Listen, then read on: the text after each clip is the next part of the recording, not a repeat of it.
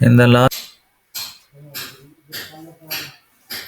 what we did here, that we discussed here, that the program or data can be stored in the memory, which is external to the microprocessor. Okay, and to the execution of one complete instruction of a program, some steps are required to be followed. So before moving over to the step, we discussed here that one complete instruction consists of number of machine cycles.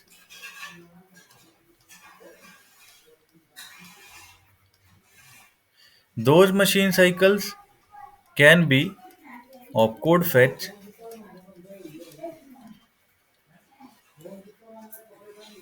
and or memory or input output read, memory or input output read. Whether it is memory operation or input output operation, it will depend upon that.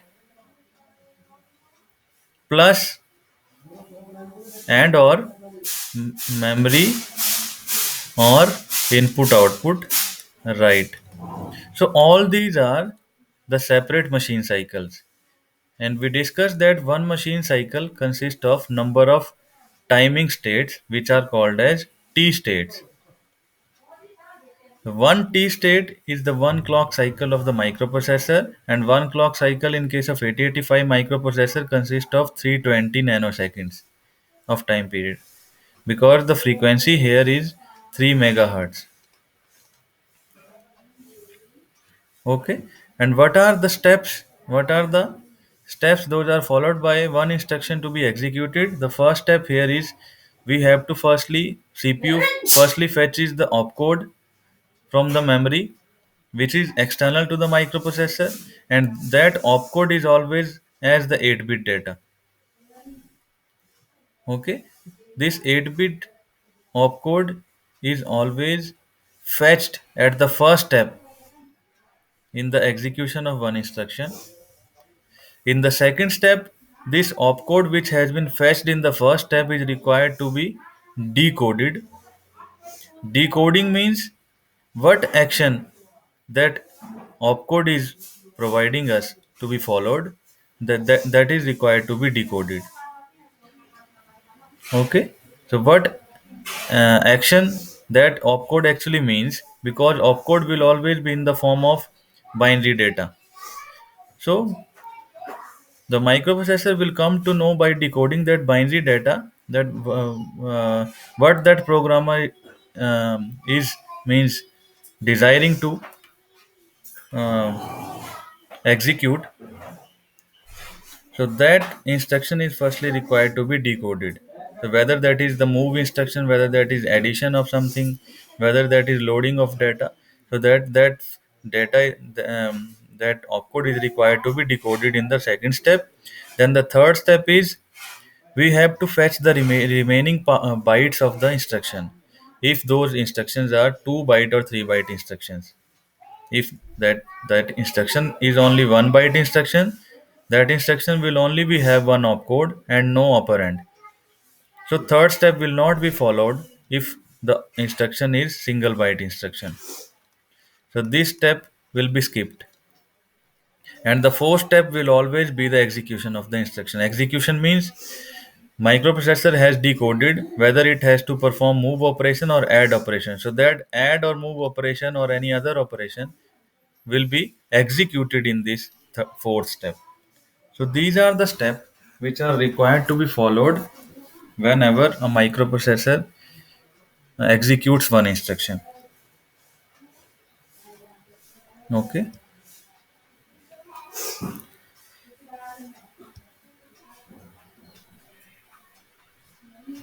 So let's move over to some definitions. What is the timing diagram? A timing diagram is a graphical representation. It represents the execution time taken by each instruction in a graphical format. the execution time is represented in T states, that is timing states or clock cycles. So whenever we are representing different times taken by the CPU to execute one instruction in graphical format in terms of the waveforms, then that kind of representation is called as timing diagram. So we have to represent that timing diagram in terms of these kind of pulses or waveforms. So how many pulses and waveforms are required? How many control signals are required? How address or data,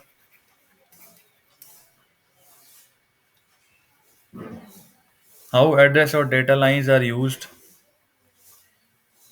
All these is described by one timing diagram of 885 microprocessor. What are the control signals which are represented in one timing diagram? Those control signals are input output slash memory bar.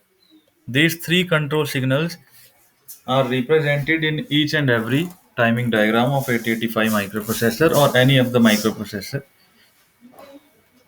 In other microprocessor, there may be some other control signals, but here there are three major control signals which are required to be represented always in case of 885 microprocessor timing diagram. So these control signals are input output slash memory bar.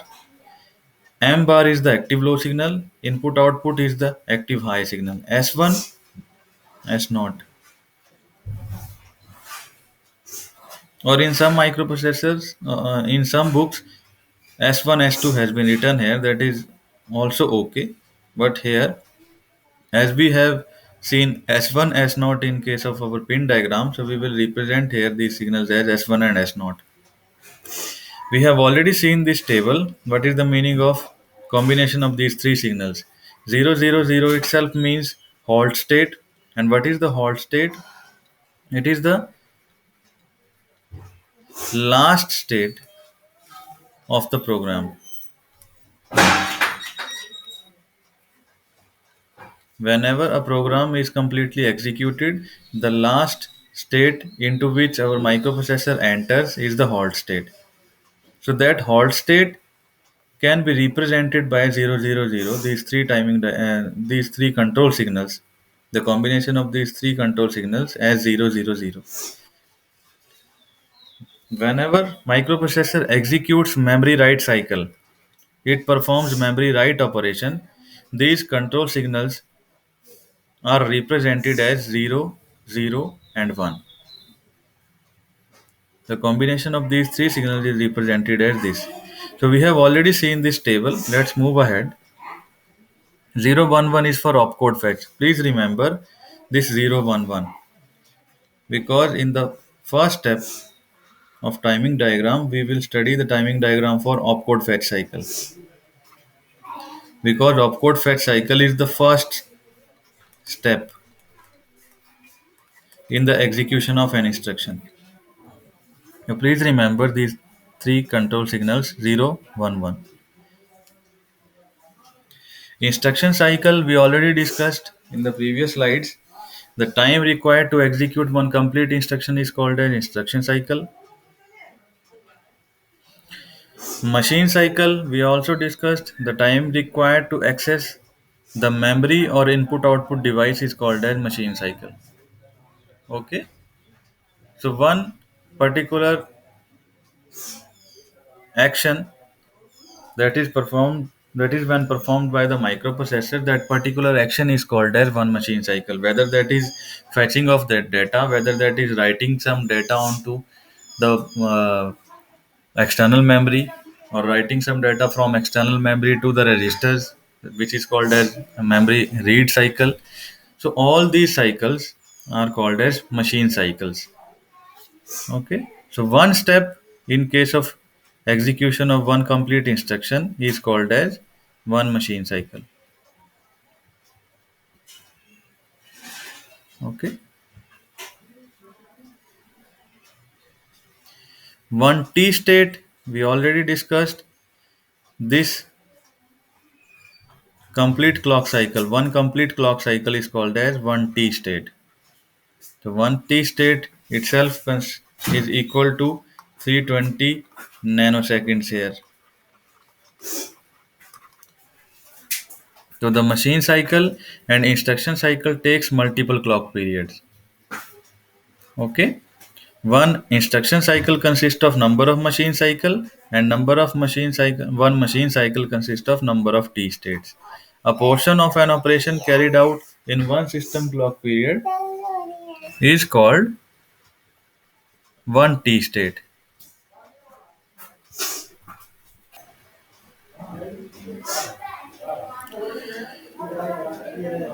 Machine cycles of 8085. The 8085 microprocessor has five basic machine cycles. First is called as opcode fetch cycle, and you have to remember only the opcode fetch cycle is that cycle, that machine cycle which require 4 T states. All other machine cycles require always 3 timing states, 3 T states, means 3 clock periods. And we already discussed what is one clock period, what is one clock cycle. So, like this one T state, one machine cycle require 3 T states, minimum 3 T states. And in case of opcode fetch cycle, we require 4 T states. So 1, 2, 3, and 4. Likewise, we require 4 timing states. Memory read cycle require 3 T states. Memory write cycle also require 3 T states. Input output read cycle require 3 T states. Input output write cycle also require 3 T states. So there is only one machine cycle which is opcode fetch, and it is the very first step. Very first step in the execution of one instruction. It will necessarily be part of any timing diagram. It is necessarily be the part of every machine cycle. Sorry, every timing diagram. So every timing diagram at least consists of this opcode fetch cycle. Okay. And this opcode fetch cycle always require 4 T states. Machine cycles of 8085, the processor takes a definite time to execute the machine cycles. The time taken by the processor to execute a machine cycle is expressed in T states. We already discussed one T state is equal to the time period of the internal clock signal of the processor. The T state starts at the falling edge of the clock. So T state, you have to remember, it always starts at the falling edge of the clock. So from here, one T state will be started. It will move from here to here.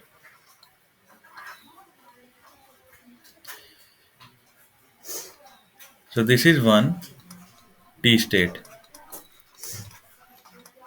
It will always start from the falling edge of the clock. You have to remember whenever we will design this. So in the next slide,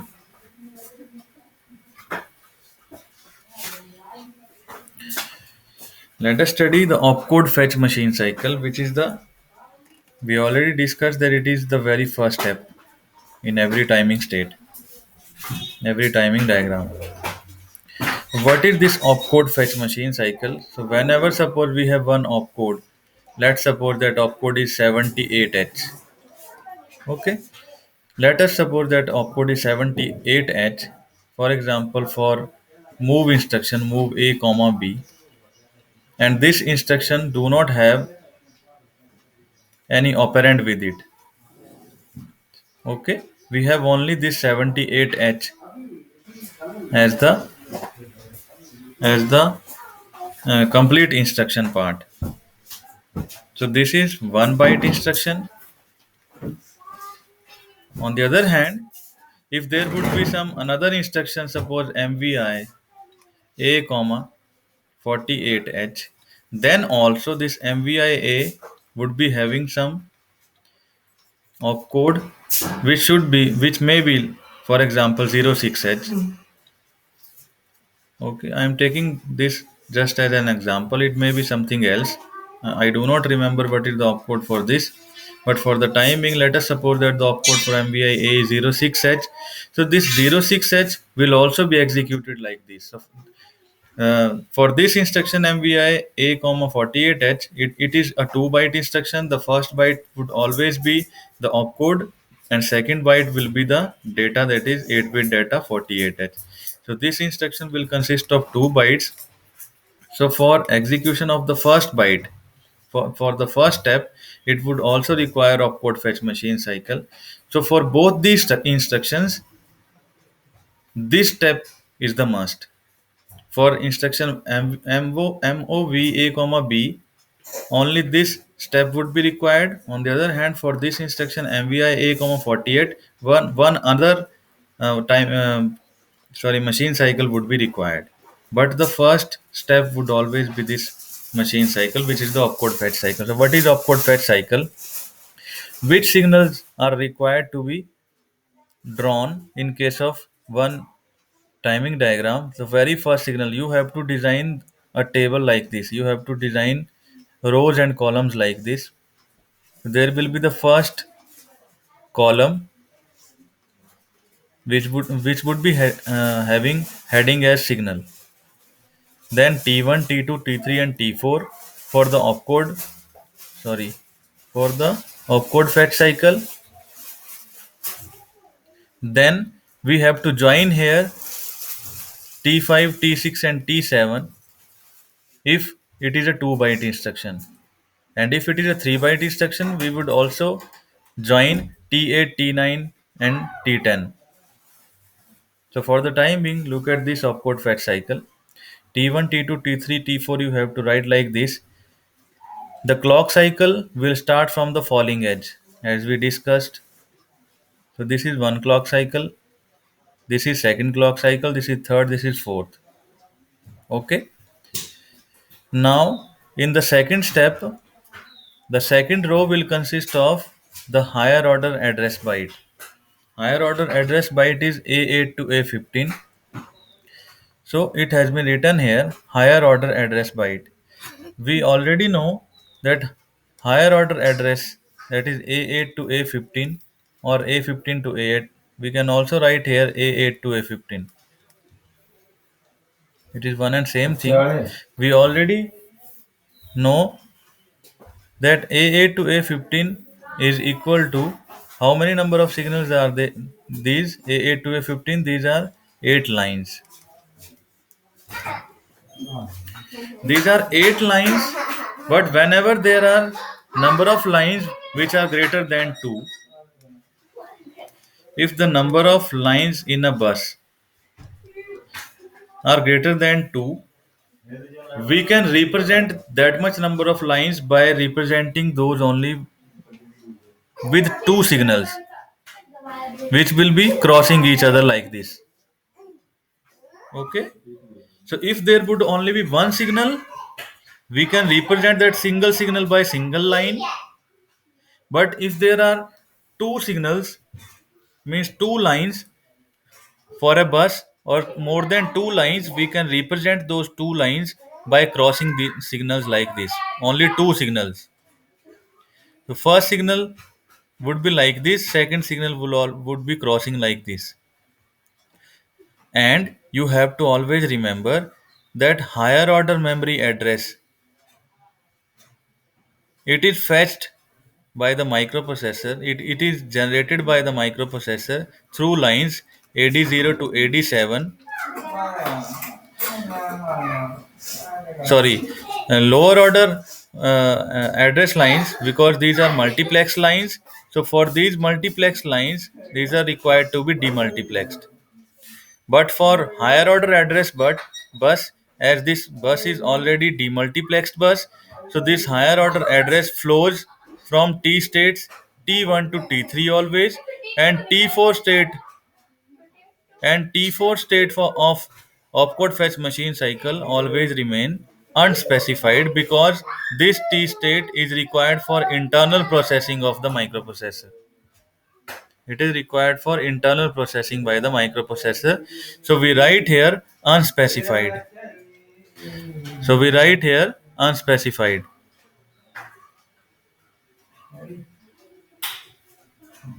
Okay. A8 to A15 are the signals, are the higher order address line, but we require A0 to A15 lines. To fetch this opcode from this memory, we require one address. So that address would always be 16-bit address. For accessing this memory location, the 8-bit address would be propagated through lines A8 to A15, and other 8-bit address, which is the lower order address, that would be propagated through lines A0 to A7, which is the multiplexed bus. So this multiplexed bus, how the address from this multiplexed bus is generated, it is generated by making ALE signal high here for one T state. For one T state.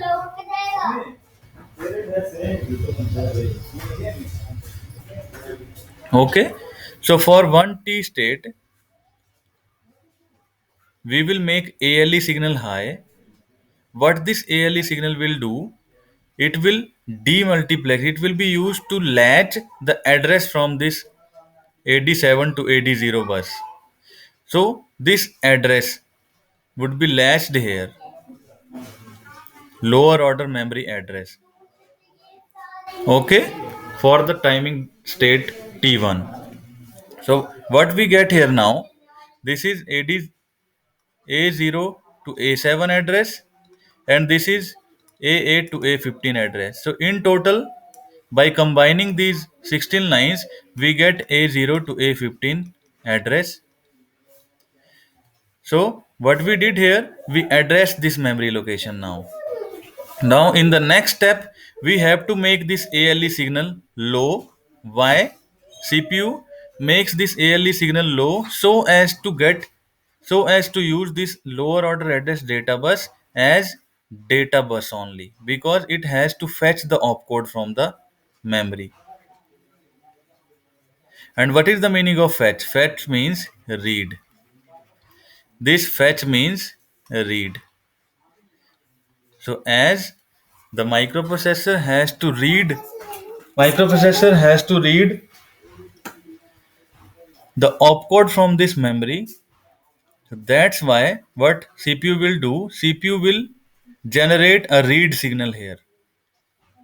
So how this read signal is generated? Because it is active low signal, so a high will be flowing through this line up to T state T2, and CPU will immediately make this high signal as low here.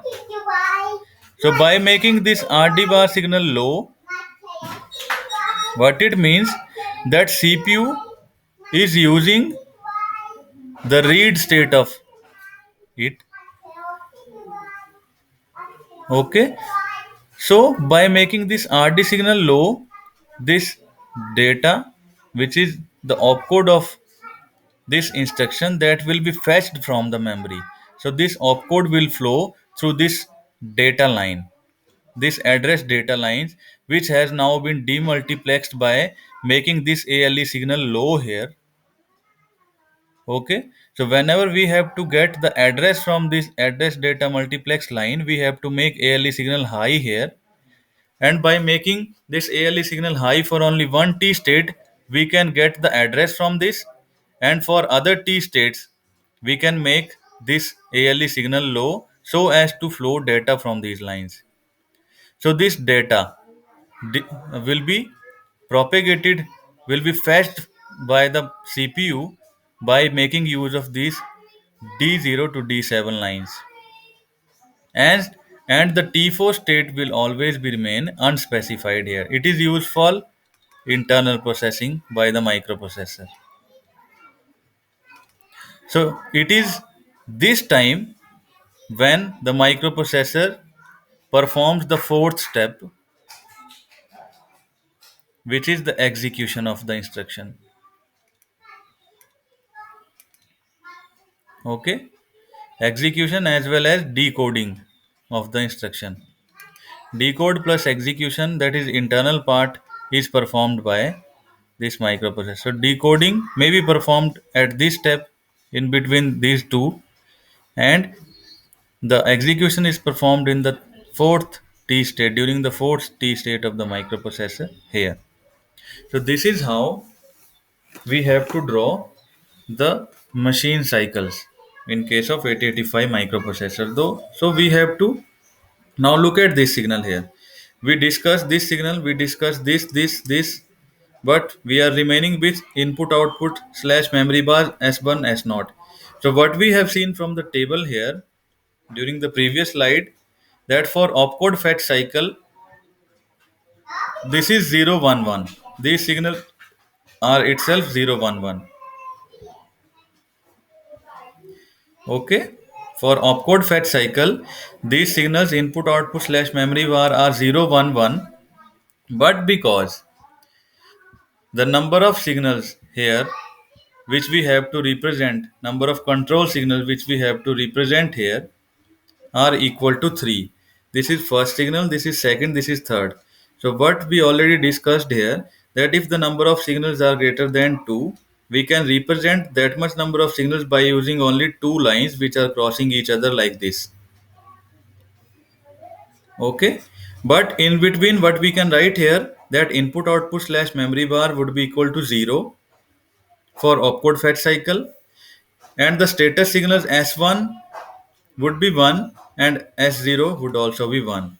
So we already saw the table in the previous slide, that for opcode fetch cycle these signals are 0 1 1. So that's why 0 1 1 has been written here, and we have to draw these three signals like this only. So these signals will tell us the status that opcode fetch cycle is being executed here. Opcode fetch processing, machine cycle processing is being done by the microprocessor.